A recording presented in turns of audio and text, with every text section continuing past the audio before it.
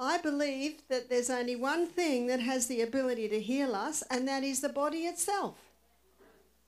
So the human body has an inbuilt ability to heal itself. Well, if that is true, why are so many people sick? Because are people sick? They're very sick. I was shown yesterday that a huge big hospital has just been built on the island of Bermuda. Do you think that'll fix everything? No, it actually doesn't. And I know that every doctor and every nurse in that hospital loves these meetings. Because if everyone adhered to the principles you're learning here this week, less people will have to go to that hospital. Is that right? And we can actually keep that hospital for people who are in accidents and break their legs and half chop their arms off and etc., etc., etc. There is a place for surgery. There is a place for medicine. But really, most people should go through their whole life never having a medicine or ever even having to go there. Right? And who wants to go there? No. Hurts, doesn't it? Hurts when you get sick. It hurts when you break something. No, the human body's designed to heal itself. So then the million-dollar question is, why are so many people sick?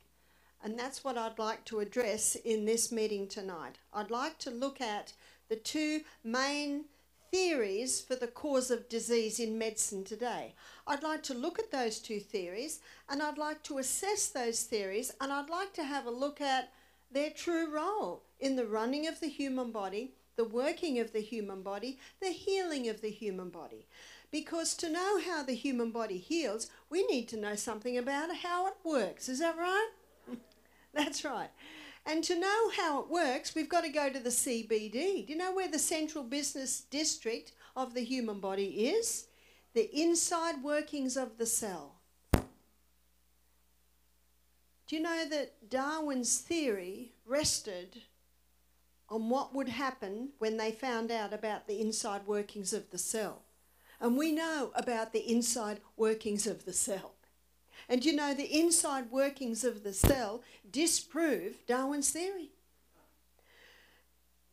In fact, it was 1953, it made headlines in the newspaper. The headlines in the newspaper stated that the secret of life had been discovered. You see, two scientists, Watson and Crookes, have been able to unravel the DNA. What's the DNA?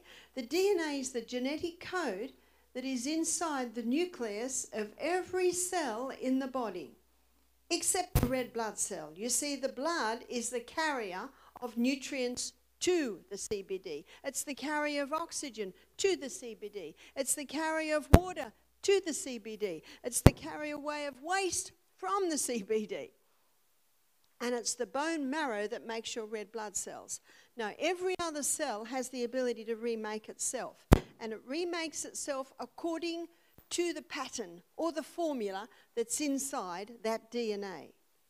And the reason why the headline said secret of life had been discovered, because they thought when they understood the DNA, then they would know the cause of disease, and then they'd be able to heal all diseases. That's 64 years ago. Have we healed all diseases? Are we any closer? I'd like to suggest that we're no closer, especially when the hospitals are getting bigger. Yeah.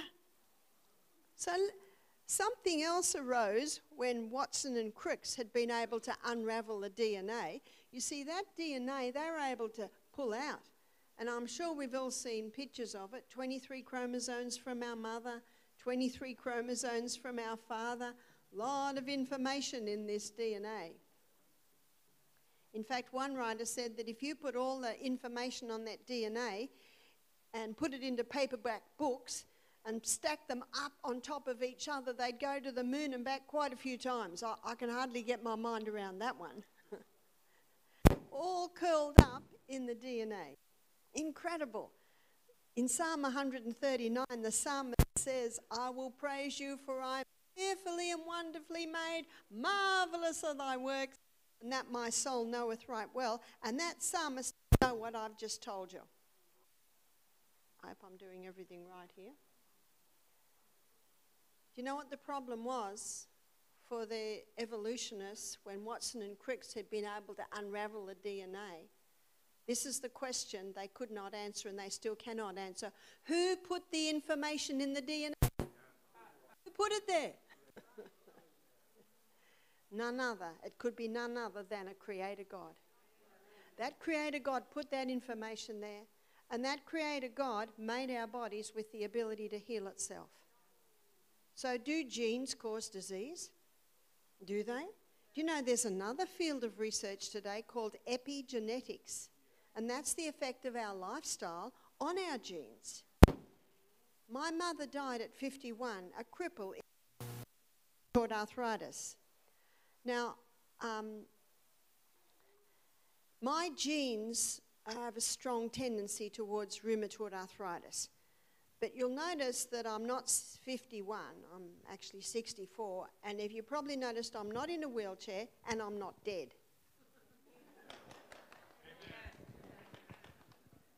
You see, genetics loads the gun, lifestyle pulls the trigger. Praise God. Because we are all born with a loaded gun. What I'm going to show you is how you can switch the trigger on and how you can switch the trigger off. Amen. So let's have a look at this DNA. We need to know a little bit about this DNA. The outside strands are made up of polysaccharides. Polysaccharides means many sugars. And everything we eat is made out of many sugars.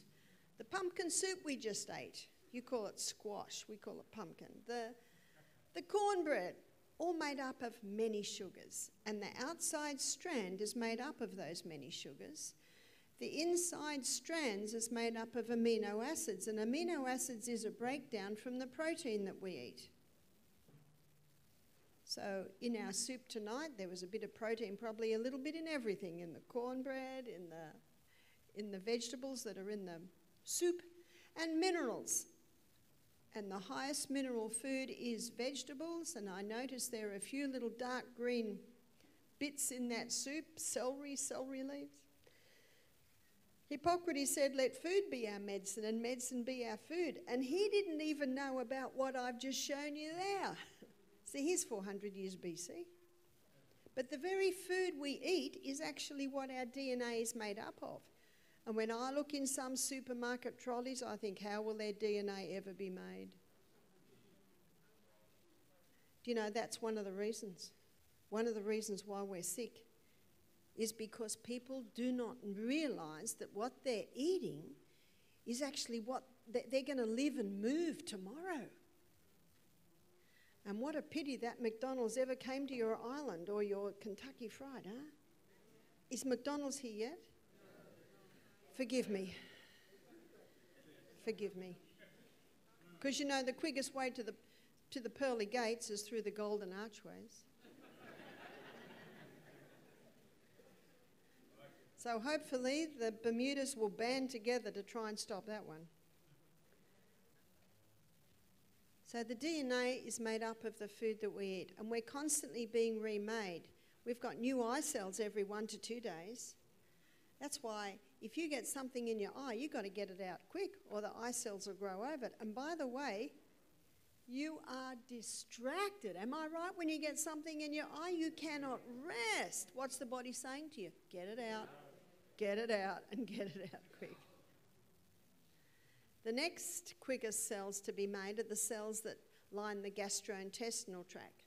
So the lining of your gastrointestinal tract basically looks like that. The new cells are made down here. I think it's tomorrow night I'm going to take you on a journey through your gastrointestinal tract. It's an interesting journey. We're going to start at the mouth and we're going to end up down the other end. And most people don't realise what happens in there. But there's an old proverb, Proverb 14 verse 6, that states, knowledge is easy to him that understands. When you understand that journey, you begin to you have the knowledge now of how to treat it and what to put in there. You've got a new skin every month. Where does the old skin go? Isn't that why we wash our bodies and wash our clothes and wash our sheets? Because you're constantly giving off those dead cells. We've got new bones every 3 months. You've got a new liver under your right rib about every 6 weeks. 6 weeks for your liver, 1 month for your skin, and 3 months for your bones. In fact, it has been said that takes about 2 years and we've got a new body. I used to say to people, look after this body, it's the only one you've got. You can't get a new one. Well, you actually can, if you give it the right conditions. You see, the human body was designed to heal itself, and it wasn't designed to deteriorate as quick as it is. Sometimes I have ladies sitting in front of me and I think, 80, I guess. And then I find out their age, 60. Oof. Mind you, when I was 20, I thought 40 was really old. And when I was 40, I thought 60 was really old. Now that I'm 60, I'm hesitant to say 80 is really old. The human body will deteriorate, but people are deteriorating far too young. Far too young. And you will find out why. What I'd like to show you now is how a new cell is made, because we're constantly being remade according to the pattern, according to the formula. But before I go there, nothing I do will change the fact that I have white skin, that I have brown hair, that I have blue eyes, and that I'm 5'2.5". Nothing will change that. High-heel shoes might make me look a little bit higher, but nothing will change that. And because nothing can change the colour of our skin, our hair, our eyes, our height, it seems like a tiny little step to say nothing will change the fact that my mother died of rheumatoid arthritis at 51 and so will I. Can you see why they've done what seems like a tiny little step? And if I had 6 foot long legs, I could do a huge step for you, but it's actually a giant step. Can you see why they're blaming genes? But when people blame genes, they actually take away all responsibility for what's happening in them. Can you see that's why it's another popular theory? Let's have a look at how the new cell is made. Let's make a new gastrointestinal tract cell. And the gastrointestinal tract cell is remade every 3 to 5 days. DNA, even though it can be stretched out, it cannot leave. And so a photocopy is made. It truly is the CBD. Do you know there are little motors in there? There are little conveyor belts. It's astonishing what medicine is finding out now about the inside working of the cell. So the RNA is the photocopy of the DNA. It comes down to another section of the cell called ribosome. Now, ribosome is a little factory where the new cell is made. What's fascinating is all the information on how to make a whole new body is inside every cell, but we don't want every other information. We only want the gastrointestinal tract information. So everything else is switched off, and the information we need or want is switched on. The new cell starts to be made. I'm going to explain it like the building of a brick wall. So the first brick goes down, and it's tyrosine. You see, we're built up, you've probably heard this, of amino acids. Tyrosine, the next one is, say, methionine. The next one is phenylalanine. The next one is lysine. Can you see what's happening here? Different cells, different amino acids, have different shapes. And each amino acid fits into the next one just like the pieces of a jigsaw. And every 3 to 5 days, out pops a new gastrointestinal tract cell. Well, what about an irritable bowel syndrome cell? What about a Crohn's disease cell? Colitis, gastritis. These are all cells that are inflamed in the gastrointestinal tract.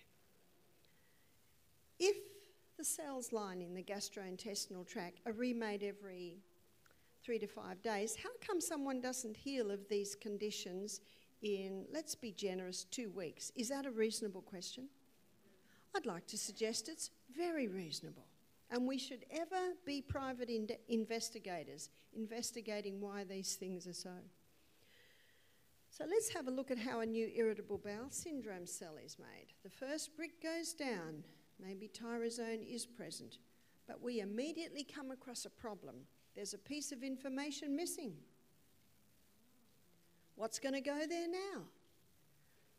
I heard of a lady that used to make a beautiful cake, and everyone wanted the recipe, but she'd leave one ingredient out. So no one could make her cake. I think it's a bit silly myself. Because you make a cake and it's gone, isn't it?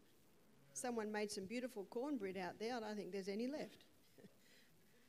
But you see my point. If there's a piece of information missing, it's not going to work. The body's not quite sure what to do now, and so there's a rogue cell roaming around, and this rogue cell is a breakdown from chemicals, it's a breakdown from genetically modified foods, it's a breakdown from heavy metals, and the body doesn't know it. It doesn't know what to do. And so it's roaming around, it seems a spot, and in it goes. Now the next one comes along, maybe that's phenylalanine. Where does it fit? Can you see that it hasn't got a spot to go into? And we've just discovered another problem. The person's mineral deficient. And minerals are the glue that glues it all together. And just when the body's wondering what to do now, there's another piece of information missing. And here we have another rogue cell coming along, and it's just going to poke itself anywhere it wants. And every 3 to 5 days, out comes a new irritable bowel syndrome cell. Oh, can you see that I've just tipped the iceberg, so to speak, of all the things that might cause the problem? Aren't there enzymes constantly going up and down, healing any glitches? Oh, yes. But if the person's not supplying the nutrients to make the enzymes, can you see not even they will be there? What I'd like to do now is I'd like to have a look at really the question that's probably on all of your minds, which is, what causes the damage? What's causing those pieces of information to be missing? Question mark. Do you know Rudyard Kipling wrote a whole poem on why? He said, I have 6 trusty serving men. They taught me all I know. Their names are what, why, when, where, how, and who. Do you have your 6 trusty serving men? Do you take them everywhere you go? And if someone gets impatient with your whys, you politely excuse yourself and you leave. And you find someone who will. Mm-hmm. Always be very gracious.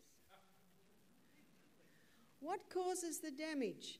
92% of DNA damage, the research is showing today, is caused by a mineral deficiency. How could we be mineral deficient? I know in Australia, Aussies only ever used to eat the white heart of the iceberg lettuce. Now we eat greens. Jamie Oliver, famous Australian cook, who's, if I see a few nods, I think he brought greens into Aussie kitchens. He even chops up food and doesn't wear gloves, have you noticed? And he brought a lot of fresh food into the kitchens. In Australia now, we eat kale, we eat rocket, we eat coriander. I know in America they call it cilantro. I know in Bermuda you're a bit of a mix between the English and the Americans, aren't you? In America, some of the words I say they've never heard of, so I have to do a bit of an adjustment. It's like I was telling someone the spelling of the rebounder, Needuck, N-E-E-D, and they wrote a W. But it's E-E. Anyway, little things like that. So mineral deficiency. How could we be mineral deficient when we're eating more greens? Well, now we have to look at the way they're grown. And in Australia today, a lot of farmers, they just grow for money, for dollars. The cheapest is superphosphate. And superphosphate in the soil locks up the minerals, so the plant doesn't get them. It knocks back the microbes that are designed to get the nutrients out of the soil and into the plant. So now the plant's deficient. And so all the bugs eat the plant. What plant do all the bugs eat? The weak one. That's a good illustration of what human beings get sick. So the bugs hit the plant, and then the farmer comes along and sprays the plant, and then it's picked too early, and then it's stored too long. I don't know if there's anything left in that food. There's a very interesting book called The Calcium Lie by Dr. Robert Thompson. And he shows in his book, he has the figures that in Australia, I know the figures, that 50 years ago, they had 50% more minerals in the soil than they have today. So if the soils are deficient, the plants are deficient, the human being that eats the plant is deficient. That's right. That's right. But Dr. Robert Thompson says the clearest indication of a creator God, and I'm on the island of Bermuda, I can just point out wherever I go and you'll see sea. He says seawater is the clearest indicator of a creator God, because that seawater is exact same mineral balance and proportion as is found in the bones, in the blood, in the tissue, muscles, the fluid that our cells live in. So you know what the cheapest salt is? Go down to the cleanest looking beach and just get bottles of seawater. Cook with it. A teaspoon of salt is equal to 1 cup of seawater. Now I hear your seawater is even saltier. So you'd have to play with that a little bit. So like the cornbread that was made, say there's a teaspoon of salt in there, you just put a cup of seawater in. You see that?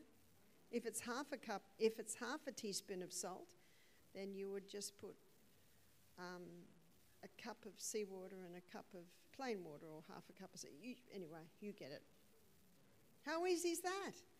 So that was one of the cheapest and easiest ways to increase your mineral content in your body, is start putting a little bit of that water out there. The good news is you don't have to drink seawater.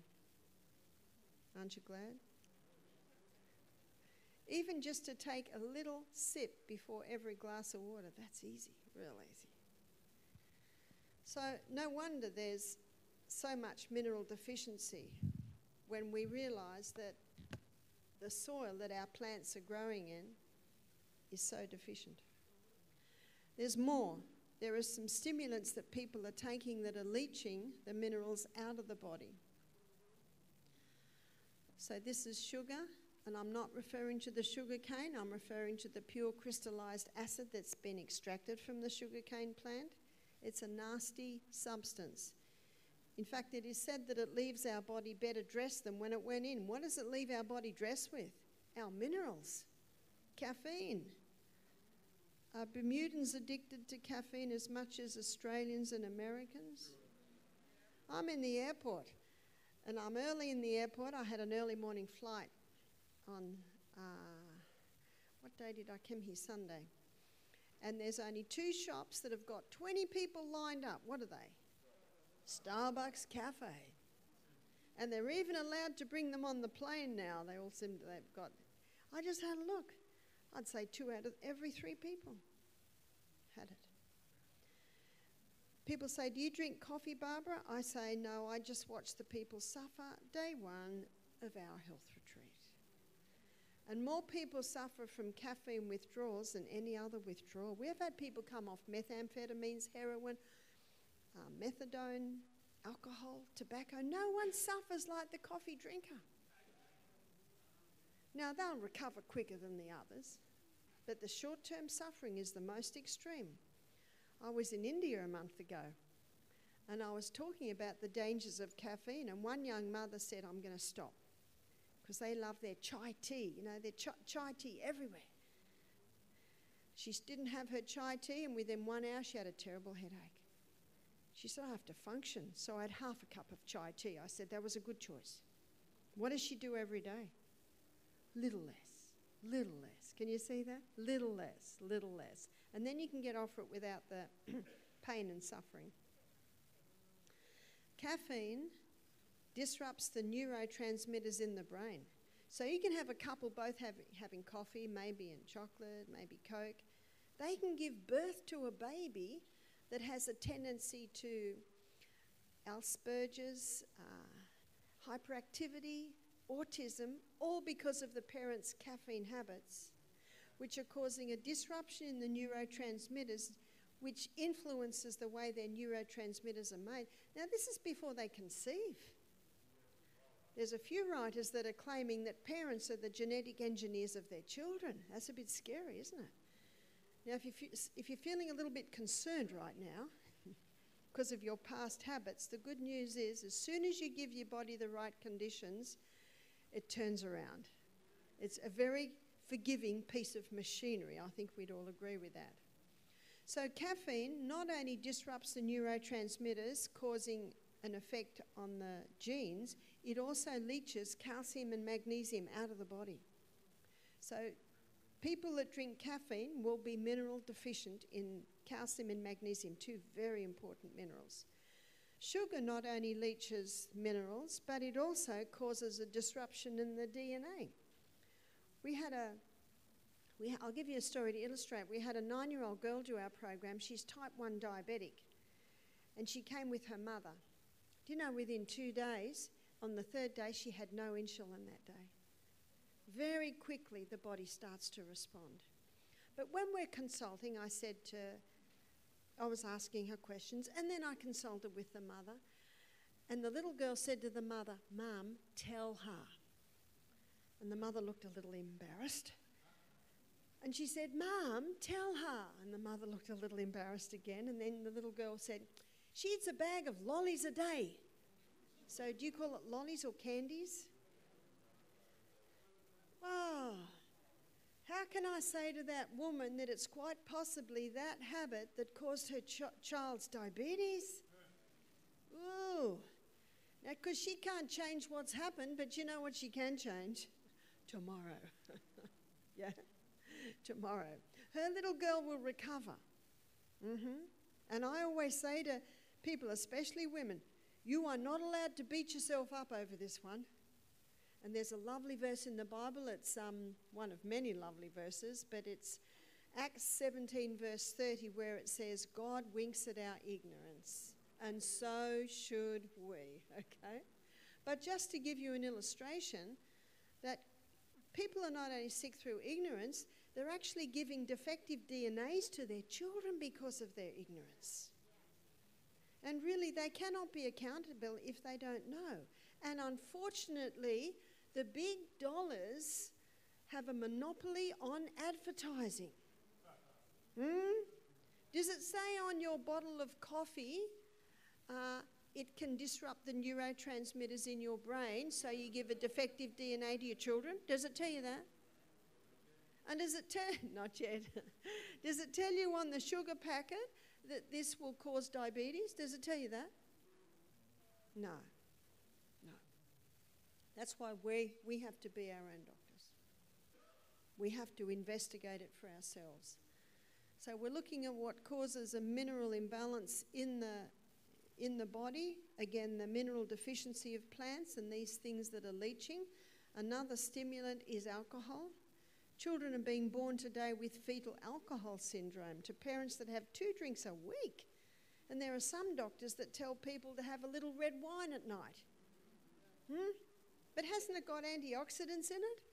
Well, Roundup's 99% water, so are we going to drink that? Alcohol is a deadly poison and it kills brain cells, and it certainly interferes with the DNA. Tobacco. In Australia, I don't know whether it's so in Bermuda, but there are some very graphic photographs on the packets. Do you have that, the packets of cigarettes? Oh, none of you probably know because you don't smoke, eh? In fact, a friend of mine's a naturopath, and he said to a guy that came to him who was a smoker, "So you're prepared to get lung cancer?" And the guy said, "What do you mean?" And my friend said, "Haven't you read the packet?" Well, they don't, do they? But do you know what's even more serious is that it's affecting the DNA of the child. Now, a lady who's a smoker, it really isn't going to make a huge difference for her to stop smoking as soon as she's pregnant, because her years of smoking before that have already affected the DNA. Now, I'm glad she stopped smoking when she's pregnant, but some damage has already been done. But you know, if that child is brought up right and never smokes, then that weakened DNA never need be manifest. That's the good news. In fact, when you read the Bible, you read about an incredible, merciful, forgiving God. Well, he gave us a very merciful, forgiving body too. Yeah. So what also causes damage in the DNA is genetically modified foods. A genetically modified food is the result of the DNA of two different species being spliced together. For instance, the DNA of an Atlantic salmon and the DNA of a tomato, hoping they'll get a tomato that grows in the snow. But actually it doesn't. And there's this huge grey area. Tomatoes are grown that have 5 centres. There's all this strange thing happening. They're playing with something that they have no knowledge of. And when a person eats genetically modified food, it has the ability to alter our DNA. Genetically modified foods can cause cancer. Because what's cancer? Mutated cells. What causes mutated cells? Genetically modified foods. If you put genetically modified foods into the net and put President Putin, Russia's president, do you know he's just passed a law, well, about a year ago, that any Russian who grows genetically modified food or sells it is to be considered a terrorist? Whoa. You have a look at his whole spiel. You know what he says? We Russians look at the West. Over-vaccinated, over-medicated, do you hear that? Overfed. Sitting in front of boxes every night. And he said, we see it's weakening the West. And is it? Absolutely. Little by little by little. How can you be sure you're not eating genetically modified foods? Because I know in Australia and America, Monsanto is so big they win every court case, so you don't have to write it on the packet. Well, you're best to choose organic, because if an organic farmer uses genetically modified seed, they lose their organic status. So that's one of the safest ways to go. Also, electromagnetic field excess. We are electrical people. There's a spark of electricity in every cell in the body. We had a guy do our program and he said, I cannot come into your health centre if you've got Wi-Fi. In fact, we had to put him in a separate little house where there was no Wi-Fi at all. He said, you would do big business if you had an electromagnetic field free health retreat. I said, well, actually we wouldn't, because half of our guests are business people. They need to have contact at home. They need to pay staff midweek. But we encourage everyone to where we have Wi-Fi, it gets shut off at night. So you spend a third of your life in that bedroom, and so it should be shut down at night. So I was interested to see why this guy reacted so badly when he came into a room that had Wi-Fi. So I put the detective hat on and I began to investigate. And I find out that he had a root canal filling. Do you know a root canal filling is a dead tooth? And I have heard some horror stories of root canal fillings because there's no nerve in there to tell you there's anything wrong. And because it's dead, the body tries to remove it, so a little infection can come behind it. He had a root canal filling that went bam behind it, and it started to hurt. So instead of listening, do you know when something hurts, it's your body going, excuse me, can you do something? So he put a painkiller, took a painkiller. Do you know what a painkiller does? Stops the knot, but what's still happening? It's still having an effect there. So he just took painkillers. And then it really started to hurt. Unbeknownst to him, the tooth next door was starting to break down as well. And then the whole side of his head swelled up. You know, it starts with a little bit of a knock, then the sledgehammer comes in. Bang, bang. You've got to listen to that one, don't you? So he went and had the teeth out. But, you know, I'll draw you his body. Here's his body. So he's got these bad root canals that's poisoning his body. And then, to save the day, he had to take an antibiotic which killed off all his good bacteria but did kill the bad bacteria. And something else happened is they put Wi-Fi on his house. Here's another excess. And about that time he's had his ute. We call a utility a ute. And he hadn't closed it up properly, and it had a lot of rain, so it went all mouldy. So that's a real toxic poison. And then he cleaned it with bleach. That's real toxic. And he was a smoker. 4,000 chemicals in one cigarette. So if he came into a room with Wi-Fi, can you see one more drops coming into his body and he's starting to get overflow? So I can be in a room with Wi-Fi and I don't have an apparent reaction. Why is that? Because maybe my chemical or environmental poison load is only about down here. That's what chemical sensitivity is. It's just total overload. I said, mate, the best thing you can do is stop smoking. Well, he didn't like that. It was much easier to blame the Wi-Fi than the cigarettes, yeah. So what can he do? He can come to a health retreat. He can stop smoking. He has to get into a house that had no Wi-Fi at all. And little by little, he can get that level down. Can you see that? So be very careful of your electromagnetic field exposure. You know, there's supposed to be something like 80,000 research papers out there that have been done showing the dangers of it, but you don't hear much about it, do you? A lot of money in iPhones and iPads, yeah? And some of the research shows that when young girls put the iPad on their lap or the laptop computer on their lap, what's it called, laptop computer for the lap, well, they're finding that it's affecting the development of their eggs. These are girls 6, 7, 8, 9, 10, 11, 12, and then they're 30 now, 40% miscarriage in those girls. We had a young guy do our program, young guy about 38, and he had testicular cancer. He used to drive his little sports car with his laptop on his lap all the time. And the iPhone. How many people put their iPhone in their back pocket or their front pocket? And you know, some girls are putting it in their bras. You can even buy a sports bra now with a pocket there. Ew. So men, get your man bag. You've heard of man bags, so men can have shoulder bags. So try not to have it on or near your body. And also don't have anything in your room while you're sleeping. So if you've got a television in your room, it must be off at the power point. Put your computers in the next room. If you're going to charge, it must be, unless you've got a big room and you can put it way over in the far corner. The good news is 20 minutes distance from your device can reduce your exposure by 3/4. That's pretty good, isn't it? In Australia, the Australian Health Department, 20 inches. Did I say 20 minutes? Get it right.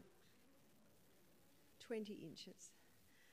The Australian Health Department. Now, the Australian Health Department are very much influenced by media, very much influenced by big industry, but it must be bad for them to say that there is no safe exposure for a child under the age of 2 to electromagnetic devices. Under the age of 2.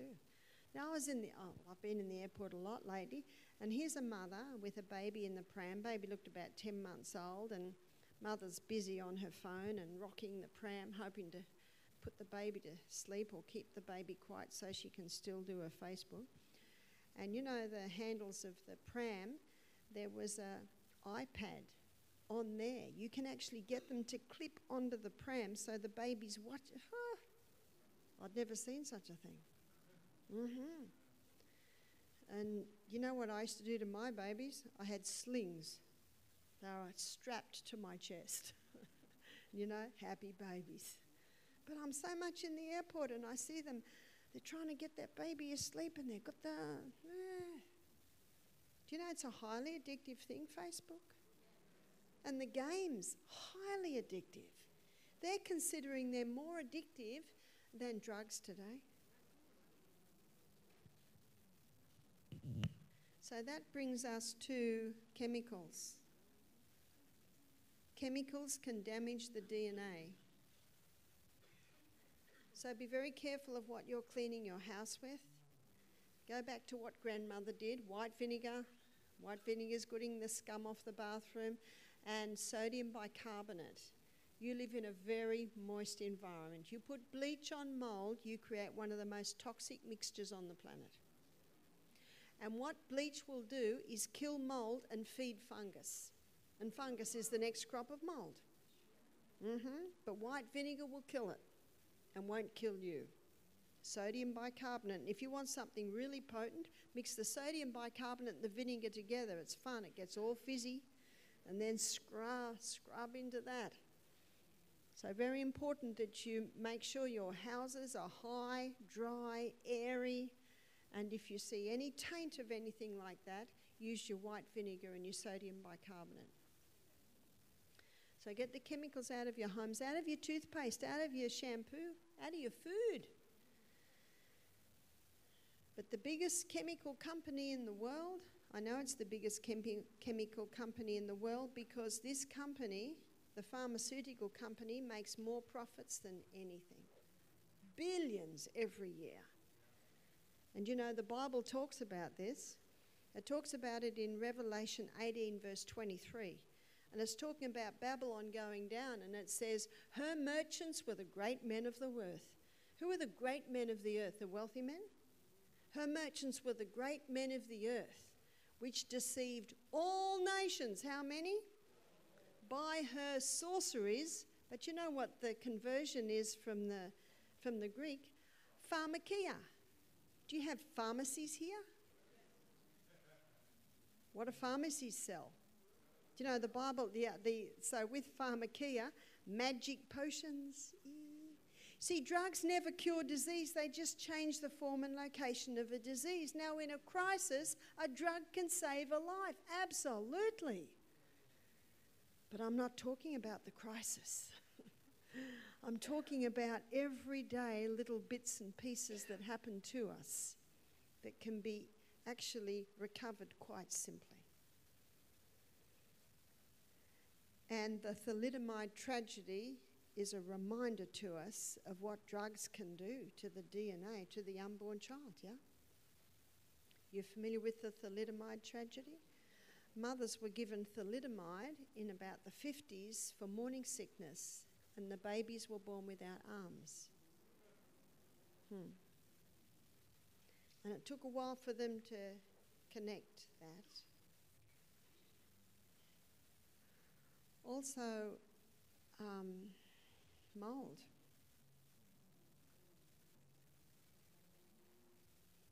Now, fungus can overtake creatures. David Attenborough has a show where the ants grow mold or fungus in little underground, and the ants take the waste or the dust coming off from the mold, roll it into little balls, and it's their food. They store it in their caves.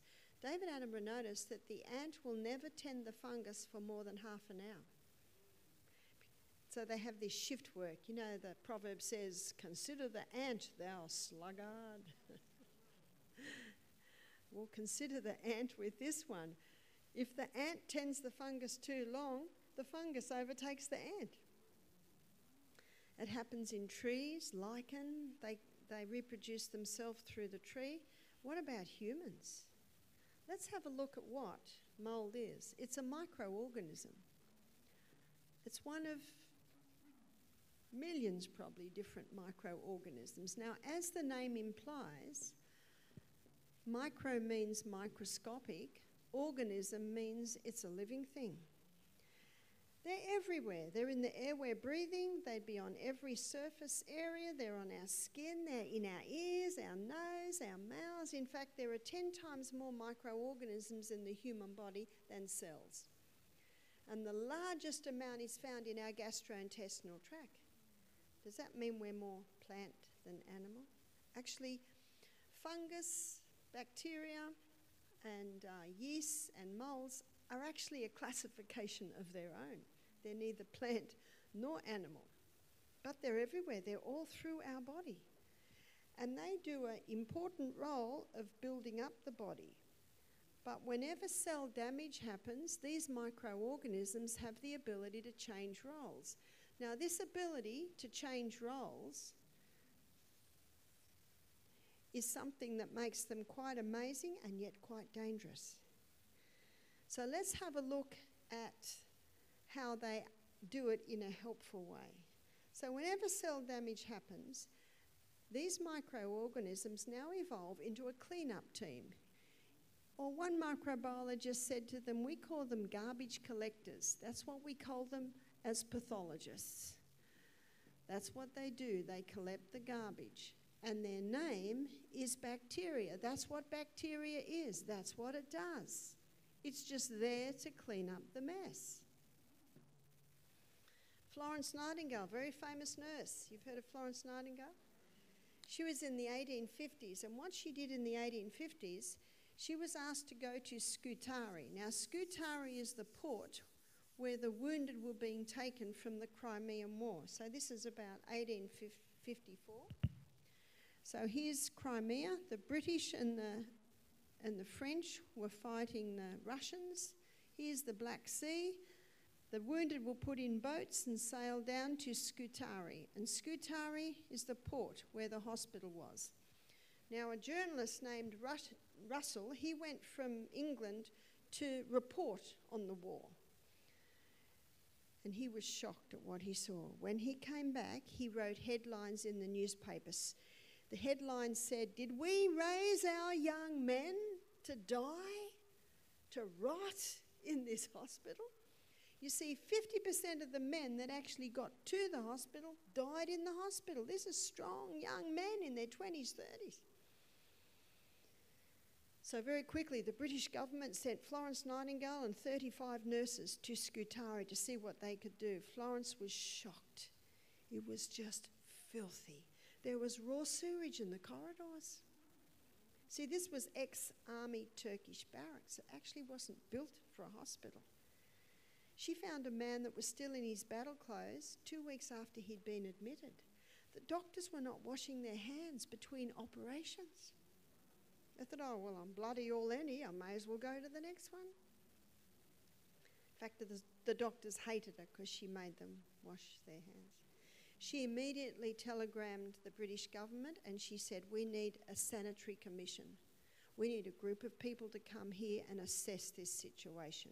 So the sanitary commission, they came, and this is what they found, that this is where the hospital was built, in a swamp. They found a dead horse. This is a dead horse, in case you don't know. A dead horse, a dead dog. This was in the water that they were drinking. This was in the water that they were cleaning the wounds with. Ew. Now, within 6 months of the Sanitary Commission making their findings known, and very quickly things started to happen, and inside the hospital, Florence and her nurses were working hard. Florence was the daughter of a very wealthy Englishman. That's why she brushed shoulders with the politicians. That's why, for a woman, in that time, she had a bit of power. And she asked her father for a shipload of clean mattresses, clean linen, clean bandages, etc., etc., etc. Within 6 months of Florence being there and the Sanitary Commission making or acting on their findings, the death rate went from 50% to 2%.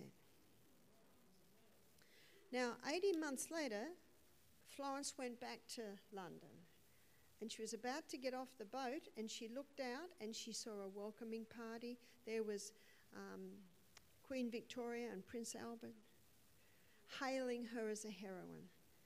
Well, she didn't like that. She changed her name to Mary Smith, went down the back gangplank and went home.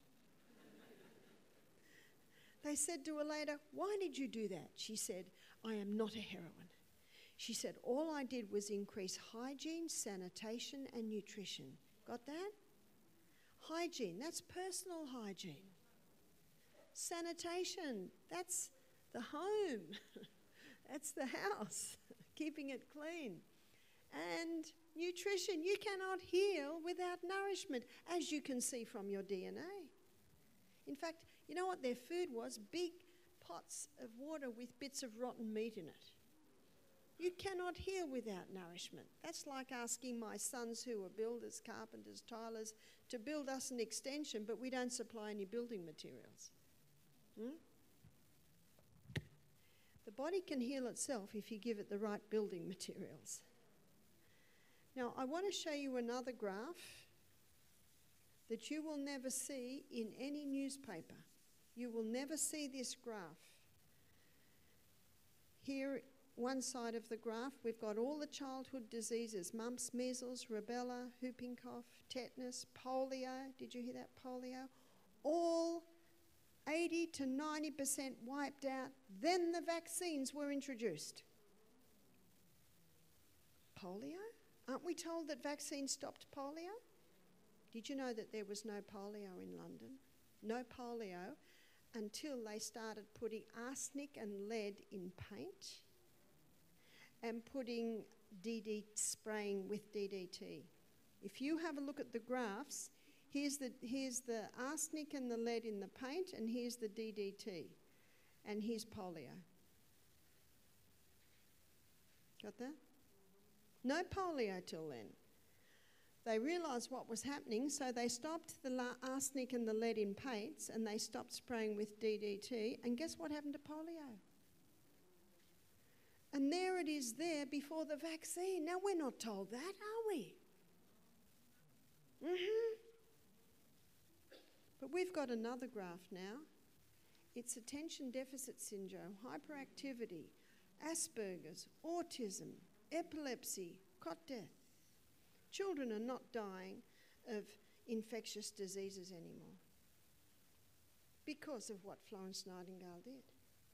Did you know that in the 1850s, all the sewage from London went into the Thames and the people in London drank that water?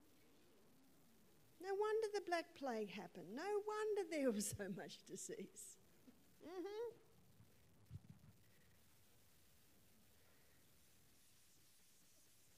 That's why it is elementary that we understand these microbes. They're just opportunist organisms. You know what Florence did? She just cleaned up that hospital so that there was nothing for them to eat. You see that? Let's go back to the kookaburra. Have you heard of the kookaburra? It's a bird that we have in Australia. And there's a song called Laugh Kookaburra, gay your life must be, because it's that's what it sounds like. My children don't allow me to do that if they're there. So let's say the kookaburra dies in the bush. What happens to the kookaburra? It doesn't stay there, does it? It starts to break down, and the bacteria cleans it up. And it's not long after that we've got another stage. It's the yeast and the fungus.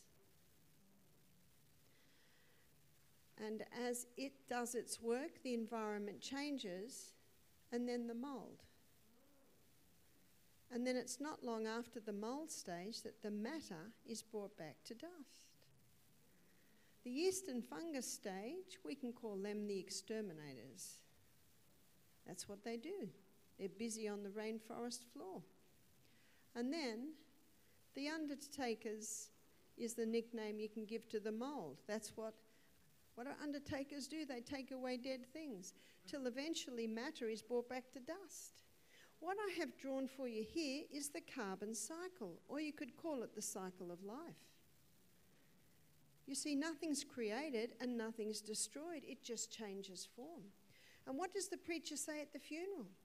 Ashes to ashes, dust to dust. What's he referring to? He's referring to what's going to happen in the coffin.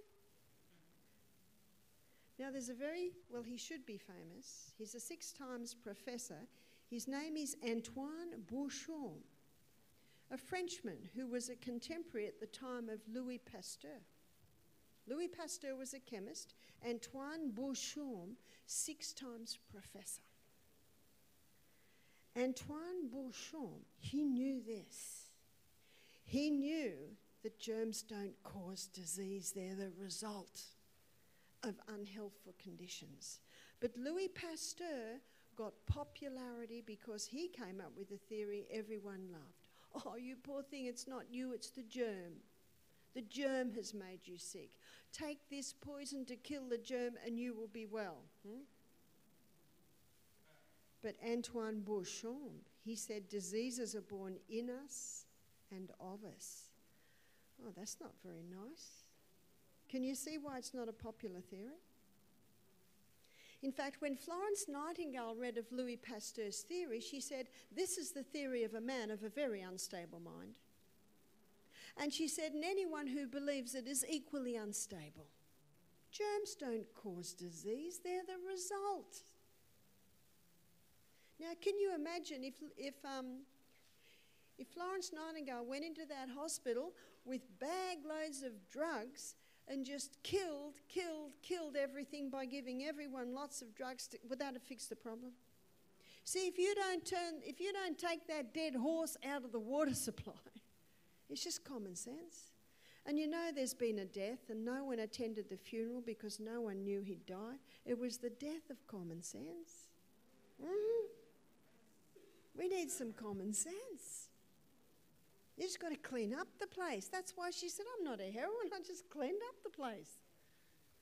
How come Florence knew and the doctors didn't? She read her Bible.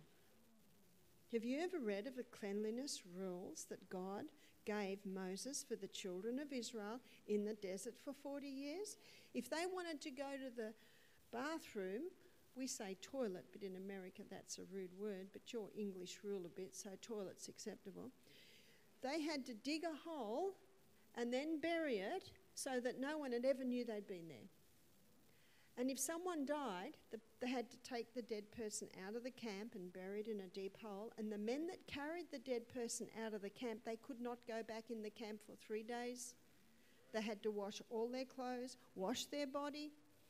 You know, the record is there was no disease for 40 years in that camp.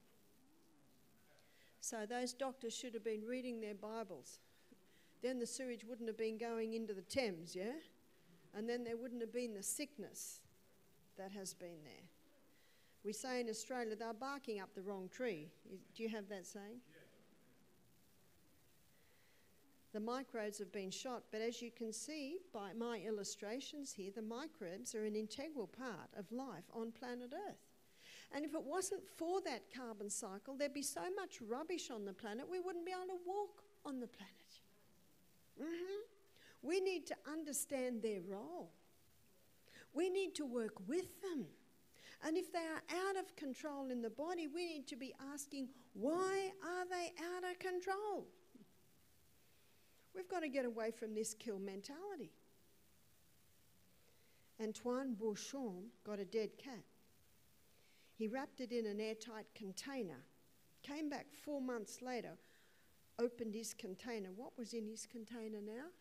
One lady said, "A dead cat." Dust. Dust. Airtight container. Dust.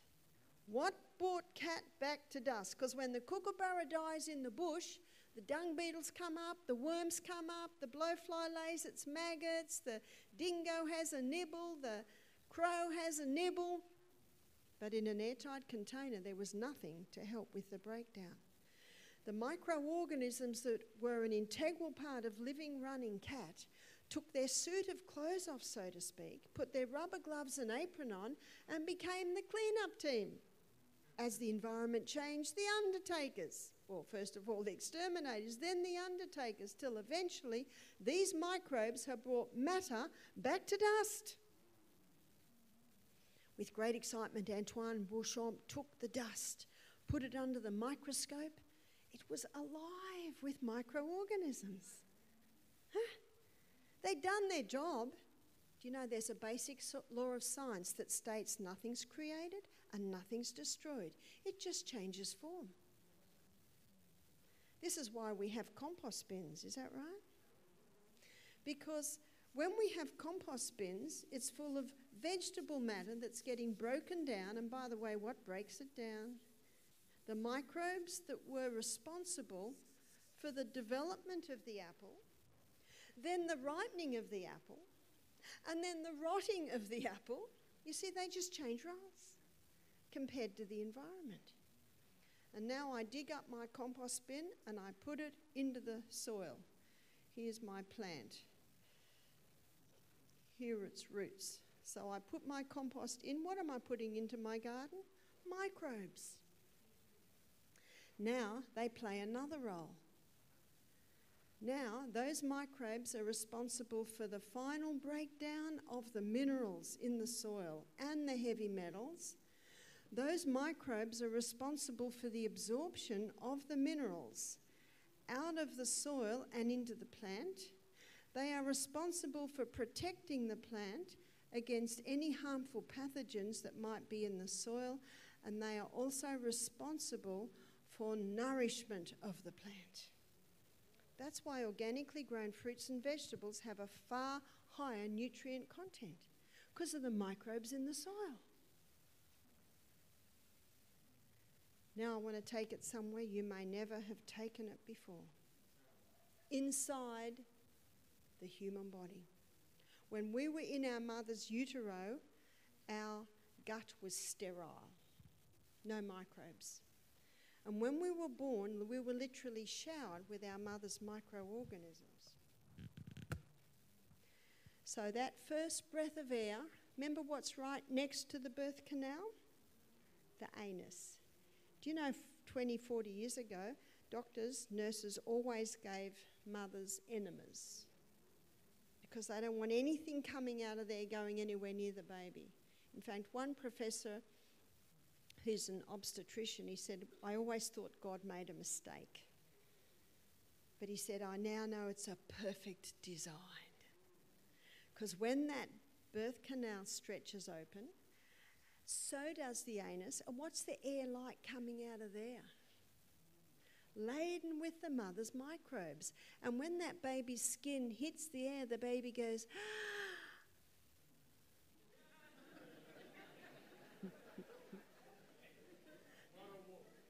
what a wolf. And the baby swallows. And those microbes come down and they form a thick coating over the lining of the gut. And the mother's milk doesn't come in for 3 days. She has a thick, yellow, creamy thing, milky substance called colostrum, and that is rich with the mother's microbes. And that's also contributing to that. Do you know that a dairy farmer, if he has a cow with a baby calf and the cow dies in childbirth, if he can't get that calf onto another cow that's just had a baby, he knows that that calf will never be strong and possibly die. Because he knows that calf needs those first few days of colostrum. So what should we be making sure new mothers know something about? Feeding them, feeding that baby. And you know the sucking reflex is the strongest in the first hour of life. So that baby should be put straight onto that breast.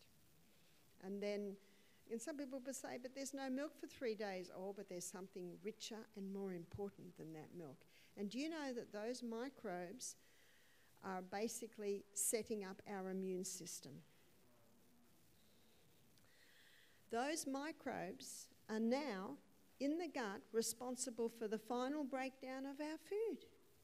Those microbes are responsible for the absorption of our food through and into the blood. Those microbes are our border protection.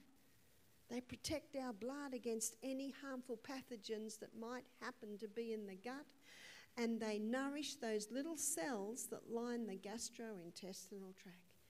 You'll never think about your microbes the same again, will you? Such an important part of the running of the human body. Now, I quoted Hippocrates a little earlier, where I said Hippocrates stated that food should be our medicine and medicine be our food. Well, he said something else. He said all disease begins in the gut. You see, when those microbes that line our gut are broken down, we've now lost proper absorption. We've now lost the breakdown. We've now lost our protection. We've now lost the nourishment to the cells that line our gut. Let me show you something else that's actually causing so many problems.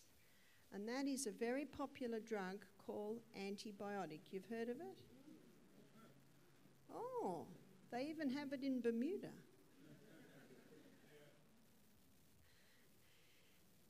You know, Florence Nightingale, I love her story because she was about 80 years before they discovered antibiotics, and look at the results she got. What is an antibiotic? Let's break the word down. Against life. Now, anything that has the ability to kill a small organism has the potential to kill a large. And what are we? We're the large. 1% of doctors today are claiming that antibiotics are causing more problems than they ever cured. I'd like to address that. But let's first of all have a look at where antibiotics, how they were discovered. Alexander Fleming, 1929, he's growing bacteria in flasks in his laboratory. He comes in one morning and they're all dead. And he knew Newton's third law of motion: to every action there's an equal and an opposite reaction. So he began to investigate. Nothing in the laboratory could have done it. And then he noticed near his flasks there was an open window. And there was sun's rays coming in at that moment, and it was heavy with a dust. And he noticed it was coming in and landing on his bacteria, so he investigated more. And he looked out, and the next window on the next story was open with a big plate of fruit on the bench there and a mouldy orange on the plate of fruit. Do you remember the story from school days? That mouldy orange was giving off a dust, and that dust came down, settled on his bacteria and killed it. Now, that dust coming out of the mould has its spore in it, but also is a highly toxic gas designed to kill off anything that would compete with the mould's food source. It's as if the mould says, this is my orange and no one else is going to get it. I'm going to give off a toxic gas. So Alexander Fleming called the mould penicillium. Alexander Fleming called the mould waste. Now, the mould waste is more toxic than the mould. And he called the mould waste penicillic acid. That is the penicillin that we know today. Now, penicillin has saved the lives of, we're probably looking at millions today. Granted. But we've got another problem has arisen. That's the overuse of the antibiotics and the inability of the physician to ask, why are they there? I have a few friends who are physicians, and they say to me, sometimes people come in and say, I've got a bad cough. Can you give me an antibiotic? And my friend says, you don't need an antibiotic. You need to stop smoking. You need to have some vitamin C and some garlic and go to bed early. And they get up and go, huh? And they go to the next doctor who'll give it to them. But the good news is, my friend who's a physician, you can't even get in to see her. So obviously there are a lot of people who are looking at alternative things today. But I'm very thankful to antibiotics because it was an experience I had with antibiotics that got me on the natural path. You see, my first daughter, when she was 16 months old, she got an earache. I was a nurse. I was trying to be a bit of a back-to-nature hippie lifestyle, but I didn't know what to do when a child got sick. And everyone said to me, don't play with her ears. She'll go deaf. So I went to the doctor because of this. Yeah? And I didn't know what to do, and no one I knew what to do. So I gave her the antibiotic. I didn't want her to go deaf. Within 24 hours, she was feeling better. She finished her course, and the earache came back. What do? 6 weeks later, 4 courses of antibiotics later. And what's the definition of insanity? I'm so frustrated. I don't know what to do. So the doctor is writing the 5th script of antibiotics. And I said to him, I've just got one question. Will my daughter be on antibiotics for the rest of her life? Am I coming to that conclusion? I'm thinking, where's this going to end? Will I be doing this 5 years later? Is there anything to indicate that anything's changed here? He was challenged by my question, and so he gave me a referral to an ear, nose and throat specialist. The ear, nose and throat specialist looked in Emma's ears, looked in her mouth, said, the child's teething. Give her these drops to keep the eustachian tubes clear. That was it. 2 years later, next child. He's 18 months. He gets an earache. I don't tell anyone.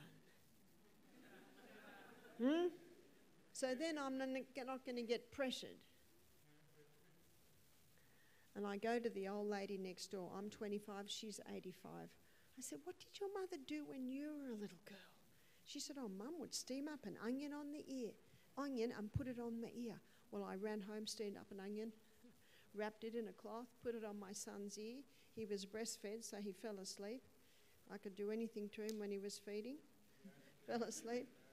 And I laid him, I put a thick towel there, folded over a few times and laid him on the onion. And he slept for 2 hours. What does that tell you? He's okay. He woke up happy. He remained happy. He's still happy.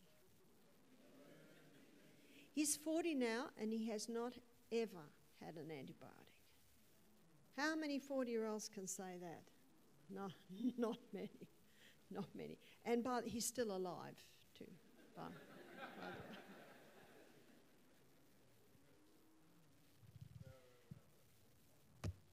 Is it any wonder that I went into natural medicine? Most people should go through their whole life never having one. But most people don't know what to do with little things. I read a newspaper article about 100 people who got the flu. 50 took antibiotics, 50 didn't, all got better. Got that? They all got better. One lady, she was next guest, she said, I went on an antibiotic a few months ago. I said, why? Well, I got a cold. It was 2 weeks later and I was still coughing. I said, yeah, you will. You will. If you noticed, you get a cold, you get a cough, you'll cough for a couple of weeks. Don't worry about it. How else is the junk going to get out? The human body will heal itself. There's a little tiny 2-letter word here, if you give it the right conditions. We should be making our decisions on fact. And when we make our decision on fact, then we have faith. Faith in an amazing body with an ability to heal itself. I'm not against antibiotics. They certainly can save lives, but most people should never have them. One lady rang me up, she said, Barbara, my first little boy was vaccinated, always sick. I gave him antibiotics every time he got a cough or a cold. He's 5 now, he's always sick. She said, I've got an 10-month-old baby. I haven't vaccinated, he's strong, but he's got a cold. He's got green coming out of his nose, pulling his ears, and he's got a cough, and I've got a script for an antibiotic, and I don't want to give it to him. What can I do? I've heard that you raised 8 children without drugs. And by the way, they're still all alive too. And Michael and I have 18 grandchildren and they're all still alive. She said, what can I do? I said, slice up some garlic finely, wrap it in a cloth and bind it to the bottom of his feet. You don't put the garlic straight on the soles of the feet or you will blister the skin. And the biggest problem with that is you can't put garlic on again until it heals. You can smell it on their breath within a couple of minutes. You see, the biggest pores in the whole of your body are on the soles of your feet. And make sure you open the window. How often are all the windows shut? Those lungs need that fresh air. I said, get him outside. Make sure he's warm. Put a hat on him. Oh, I find it difficult when I see a baby with nothing on their feet. Especially in this cold air conditioning, you must keep their extremities warm. She said, all right, now what else? I said, oh, that should be enough. She said, that's all? I said, yeah, make sure the baby only has breast milk until the baby's healed. well, what should I do? I said, well, make sure you eat well. Make sure you're drinking lots of water. I guess you could up your vitamin C. She was a little disappointed that there was not a whole list of things to do. Well, I got a phone call 3 days later, and when I answered it, she just said, wow. She said, my baby recovered. My baby recovered quicker than my son used to recover on the drugs. It's so simple. It's so very simple. And what the natural remedies do, they also bring relief. So the onion, again, is very good for the ear. Have a look at this word. Mold, the medical term for mold is mycotoxin. What's a toxin? It's a poison. They were so excited about the discovery of antibiotics that they tested hundreds of different mold wastes, and 80% of them were so deadly they killed the rats they were tested on. In other words, penicillin isn't deadly enough to kill you outright, but if you keep it up, guess what? They have tested now and documented approximately 1.5 million different molds, yeasts and funguses. Now, my biggest critic is my husband. If I can pass Michael, I can pass anyone. So he takes me to task if he thinks something doesn't add up, because he said, Barbara, if you're not accurate, you're going to lose the men. He said, you'll lose me. I said, well, check me out. 1.5 to 5 million. He thought 1 million was a bit over the top, and then he discovered that's nearly 5 million now. And every mould waste has a different effect on a different body part. For instance, in 1921, Japan passed the Rice Act. That put stringent rules on the storing of cooked rice, because there was an epidemic all through Asia of cardiac beriberi, and they traced it to the mould on cooked rice. Now it's moulding before you even see it. That's why you go to Asia, you'll never eat day-old rice, because the Rice Act said the rice must be cooked daily. Cardiac beriberi was wiped out. So that type of mould that was growing on the rice, the mould waste directly affected the heart. There's a book called The China Study by Dr. Colin Campbell. And in his book, he shows that the mould Aspergillus, giving off the mould waste aflatoxin, was causing the liver cancer. So they're illustrations to show that different mould wastes affect different body parts. So when I say 1% of doctors today are claiming that antibiotics are causing more problems than they ever cured, what am I referring to? I'm actually referring to the fungal or mould link with disease. We have quite a few books in our library at home, and one book is called Cancer is a Fungus. And it's by an Italian oncologist named Dr. Tullio Simoncini. And he's been having remarkable results with cancer, 90% success rate, by injecting sodium bicarbonate straight into cancers. So does he have a Nobel Prize? No, he's lost all his credentials, and it's illegal for him to even test it now. The fungal link with disease is a very real one, especially when you realise that different mould wastes affect different body parts. Now, if you put, there's a documentary you can look up on YouTube. It's called Mouldy, and that is such an eye-opener. These people were so sick, and it was traced to mould in their house. So mould and its link with disease is very big.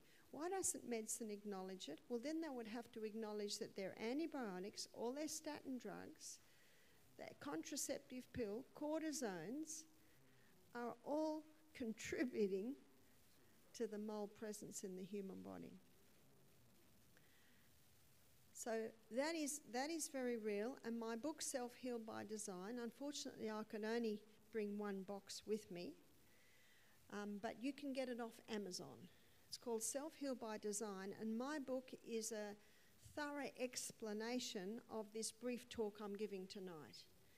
I have about $3,000 worth of books in my health centre, all showing the fungal link with disease. They're by scientists, professors from all over the world.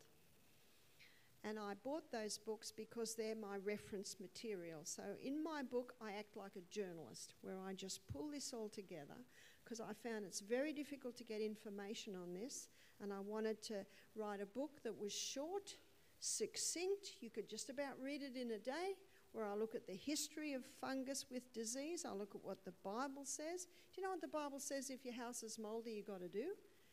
You've got to destroy it. You've got to take it to an unclean place out of the city. Now in Australia we call it the tip. Do you have a tip in Bermuda where you put all the rubbish? I look at the history of it. And then I give programs of how to conquer it in the body. Now, how can fungus or mould get into the body? It can get in through the skin. So never touch, if you've got a mouldy orange in your fruit bowl, never touch it. So what do? You get some tongs. Cover your, because you can breathe it in too, take it out. So it can get through your skin. You can breathe it in. That's why in Bermuda you have to be very careful. I see some beautiful white roofs, and I was told that every 2 years, is it, that you clean the roof. And one of the reasons is that to keep them beautiful and white, and I'll have lots of beautiful photos to take back to my family. But also, your rainwater comes off there, is that right? Can you see if you've got a mouldy roof, what's happening to your rainwater? So it's very important you be mindful of that, living in this moist environment. So you can breathe it in, you can inhale it, and you can also get in through your mouth. The drinking water I was talking about, or on the food, or taking in antibiotics. So there are several ways that it can come in. Breathing it in, ingestion through the mouth, through the skin, and also sexually it can be transmitted. Do you know that all sexually transmitted diseases have a fungal base? AIDS has a fungal base. If you look at a medical dictionary under MyCo, M-Y-C-O, you'll have pages and pages of that. But the million-dollar question is, how do we get it out? Number one, starve it. What's its favourite food? Sugar. Sugar and yeast as well. And you've also got to make sure there's nothing in your house. You've got to make sure the fans are on, air conditioning, dehumidifiers, whatever it takes to keep the air in your house clean. Check your fridges, check your air conditioning units, check your water, because wherever you've got water sitting, mould will grow where there's damp, where it's dark, where there's no sun and no fresh air. One of the beauties of Bermuda too is you've got this lovely sea breeze from every angle, haven't you? And that fresh air will keep it dry. So you've got to starve it. So if someone comes to me with a yeast problem, how will they know? The tongue's a good guide. The tongue should be pink from the tip to the back. That's probably the first thing everyone does after this meeting. Let's go and look at their tongues. Or they start looking at each other right away. Now, if you can scrape off that white, it's waste. But if you can't scrape it off, they're little fungal buds at the back of your tongue. So number one, starve it. And in my book, I have programs for that. Basically, you've got to stop all sugars and even fruits, just Granny Smith apples, grapefruit, even the berries, they're quite low. So lots of vegetables. No peanuts. Unless I'm starving and there's nothing else to eat, I don't eat peanuts. But really, we're not starving, are we? You see, peanut is a legume that grows in the ground. That's why it's so prone. It's so prone to mould growth. So you've got to turn off the tap. Kill. We do have to get away from the kill mentality, but there are herbs that will kill fungus and won't kill you, praise God. And in Psalm 104 verse 14, the Bible says God gave herbs for the service of man. I love that. They come in to serve you. Drugs come in and say, get out of my way, I've got a job to do whether you need it or not. Whereas herbs serve. So these herbs will kill fungus and will not kill you. Garlic's a good one. Olive leaf extract is another one. They're all listed in my book. Also, grapefruit seed extract. Have you ever eaten a grapefruit and bitten into a seed? You'll think the grapefruit's sweet when you bite that seed. It's very bitter, strong volatile oils in there that are antifungal. In fact, if you can get the grapefruit seed extract and put a drop on a fungus toenail, it'll wipe that one out. Also, portiaco. Portiaco is a South American herb that's got strong antifungal properties. There are also some really good essential oils like oregano essential oil, thyme essential oil, clove essential oil. What I suggest, and I advise this in my book, is the person alternate. Now, do you remember what these microbes do? They just adapt and adjust. They just adapt and adjust. And that's why it's a good idea to do 2 weeks on this herb, 2 weeks on this herb, 2 weeks on that herb. What's golden staph? It is a bacteria that's just adapted and adjusted. So hardly anything kills it now. But there is a herb that will. Golden seal will kill golden staph. Isn't God good? Now remember, when someone's got an outgrowth of that, there needs to be a knocking back of it and then a bringing back into balance, because the fact is every single one of us have golden staph. It's only when it's out of control. And why would it be out of control? Well, the third point is bring back the balance. Flood the gastrointestinal tract with the good guys. There's your probiotics. Antibiotic means against life. Probiotic means for life. So there, your Lactobacillus acidophilus, bifidus bacterium, healthy bacteria, friendly bacteria they're called, good flora. When we look at the gut tomorrow night, we'll be taking a journey through the gut. The fourth point is alkalize. Alkalize the gut. The most alkalizing foods are your vegetables, and of the vegetable kingdom, the most alkalizing of all the vegetable kingdom is greens. We should be having dark green leafy vegetables every day. You can even buy chlorophyll drops. So even putting a little bit of chlorophyll into your water. Now, at Misty Mountain Health Retreat, we have a few programs that we do to help people conquer cancer. You can have fungus in your body and not have cancer, but if it's not dealt with, it certainly can develop that way. So I'll give you the story of a lady named Elizabeth Cott. She came to us, I think it's 4 years ago now, and she had she didn't have breast cancer, she had 3 tumours in her abdomen. And the doctor said, you got to have chemo immediately. This is serious. They're fast growing. This lady was in her late 50s at the time. She saw one of my lectures on conquering cancer, and she decided not to go with the chemo, but to come to our retreat. And so when she came to our retreat, I put her on a program where with cancer we stop all fruit, all sweets, very little carbohydrates. What do they eat? Lots of vegetables, legumes, nuts and seeds, every meal. We gave her the herbs, alternating every couple of weeks. We gave her the probiotics. We blended wild greens with water, and she drank 1 litre of that every day. And we wrapped her in what we call sodium bicarbonate wraps. Now, Dr. Tullio Simoncini, he injects the sodium bicarbonate straight into the cancer. Well, I'm not a doctor, and I don't have the ability to make a portacath and put it straight in. And so what we do, I got this recipe off a Canadian doctor named Dr. Emma Fields.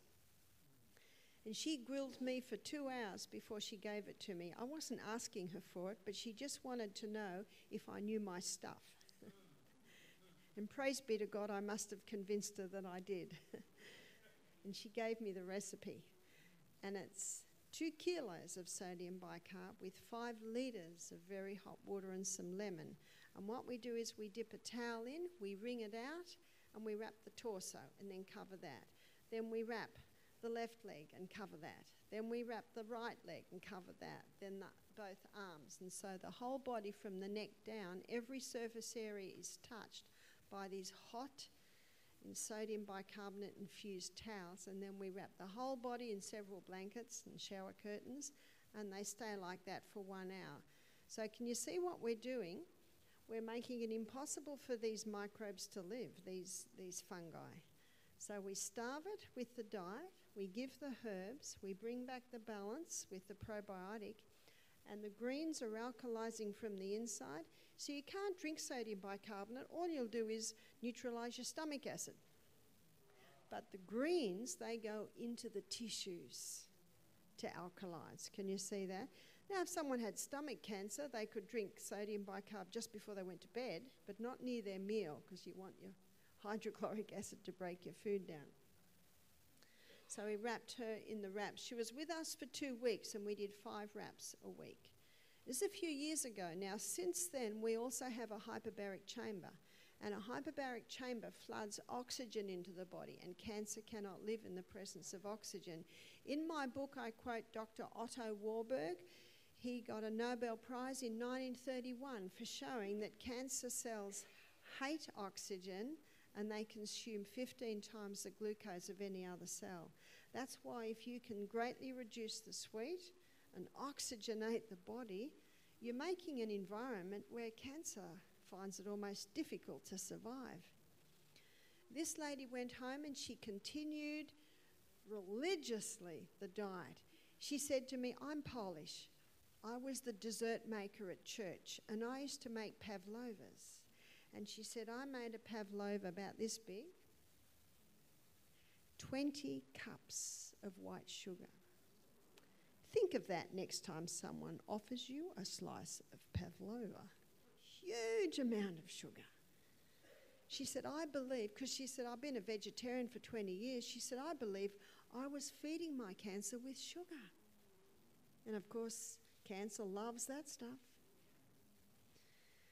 So she stuck to the program. She went back to the doctor 3 months later. Do you remember what he said to her at first? You got to do something straight away. She went to the doctor, he tested, he looked at her, he said, oh, come and see me in 6 months.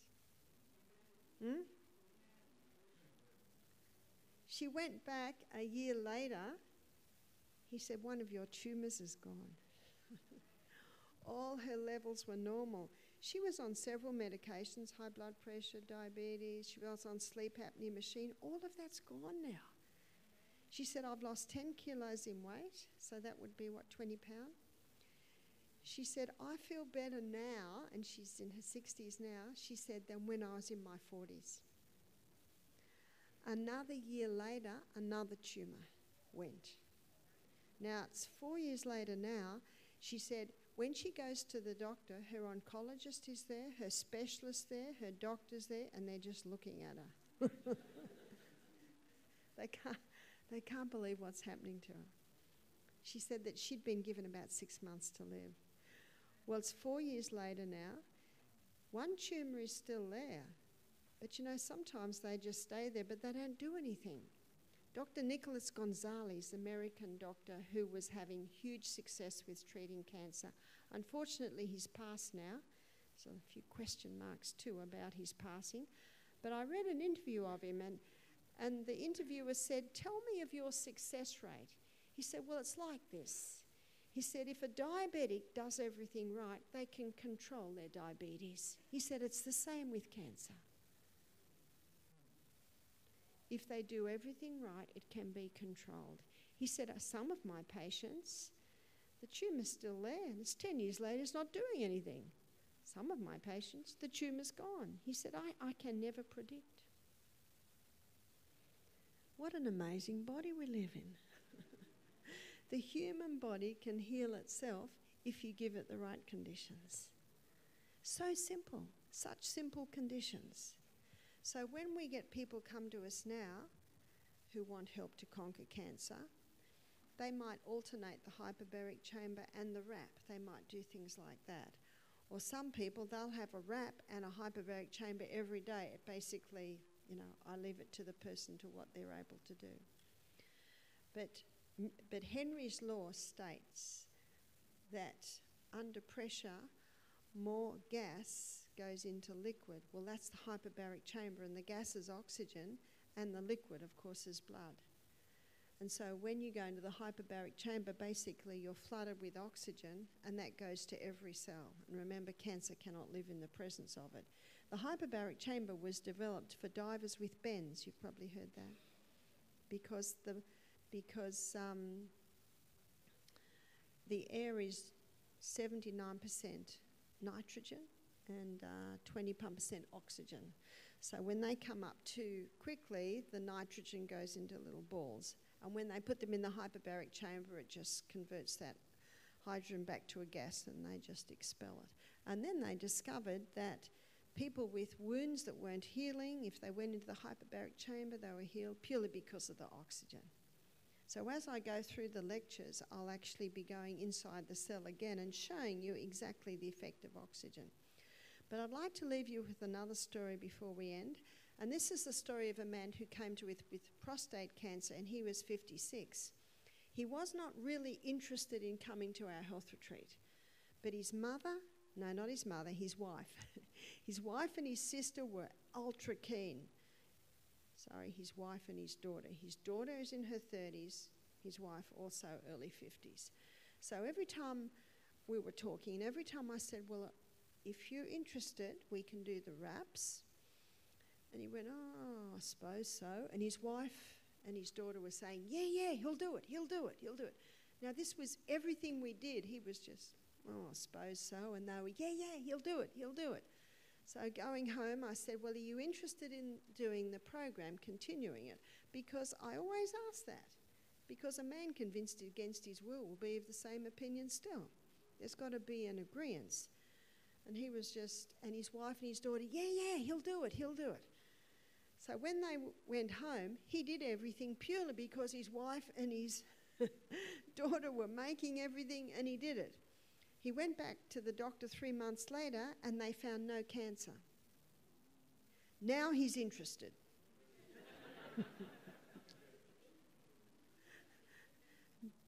But what a blessing to be interested now. And we have a body that can do it. And the stories that I give you are all illustrations of recovery from serious illnesses because the right conditions were given. So when someone says to me, I have this sort of cancer, what can you do?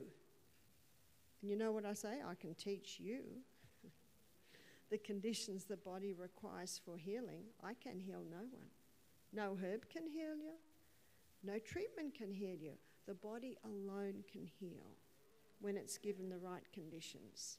So because I make no claims, we make no claims, we're not accountable. Can you see that? But I am accountable for God if I lock up this information and don't make it available to you. So if someone says, what can you do for this condition? I say to people, it depends on many things. It depends on how advanced the condition is. It depends on the age of the person, the seriousness of it, how willing and able the person is to do it. Can you see that? We had a 33-year-old doctor of chiropractic do our program, beautiful young woman, and she had advanced breast cancer.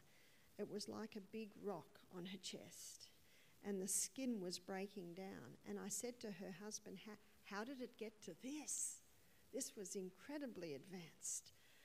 And it's rare that you see a turnaround from that. And he said, well, she just didn't do anything about it. And finally, can you see she's come to us in the last 5 minutes just about? Do you know, we could not really do anything for her. She couldn't lie down for the wrap. She couldn't. I ended up going to the local doctor and getting her script filled out for her heavy painkillers. That's all we could do. And unfortunately, she passed only a month later. Can you see how it was very advanced? See, when we first get that knock, that's when we've got to listen. The body says, now, do something now. So this is what I say when people come to me. I say, well, we've seen turnarounds. We've seen a lot of turnarounds. And sometimes we've seen 3 months go to 6 years. Praise God. And sometimes we've seen the last days made more comfortable. So whatever the result, those 3 options are all pluses, aren't they? Because when you have a look, when people say, I'm on chemotherapy for palliative care, I say, palliative care? What sort of palliative care makes your hair fall out, gives you constant diarrhea, takes away the feelings from your feet and your hands? I wouldn't call that very effective palliative care, would you? But most people are sick through ignorance. And I believe the only hope of better things on planet Earth is the education of people in the right principles. So I trust that I have inspired you to show great respect for this amazing human body that we live in and to look after it.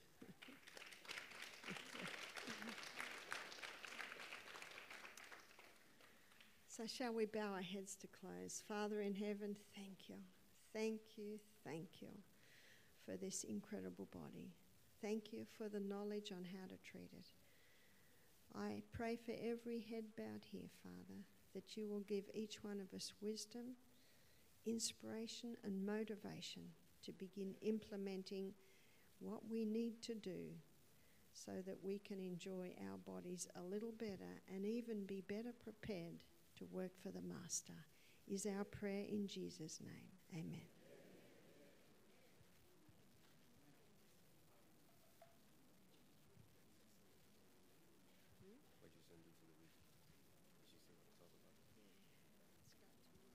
Yeah.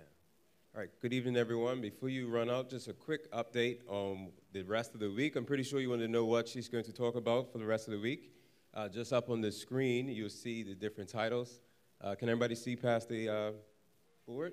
All right, so up on the board, you see a journey through the gut tomorrow. She's going to talk about the gastro areas. On Wednesday, diabetes. So if you know someone with diabetes, can have some information on that. Thursday, the heart, high blood pressure, different topics like that. On Friday, hormones, how our hormonal imbalances can cause us problems. Now on Saturday, there will be 2 services. One at 9:30, which will be talking about the frontal lobe, diseases of the mind, depression, different topics like that. And then at 11:30, rewiring the brain, how you can actually change the way you think and change a lot of different aspects of your body. Now, before you go, just a quick update. Tomorrow, we're starting promptly at 6:30. There's a light supper between 5:30 to 6:15.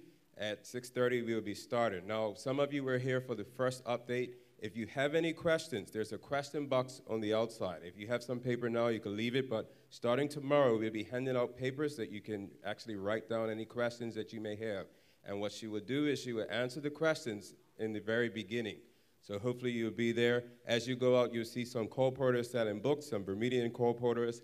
Lastly, there's live streaming. If you can't make it throughout the week, if you go to www.southamptonsdachurch.org, you can share that with others that you want to see. They can watch this online live, and you can even catch it. You could download it and rewatch it. All right, so as you're dismissed, feel free to leave a donation just to offset some costs. Have a blessed evening. Invite a friend. See you tomorrow, God willing.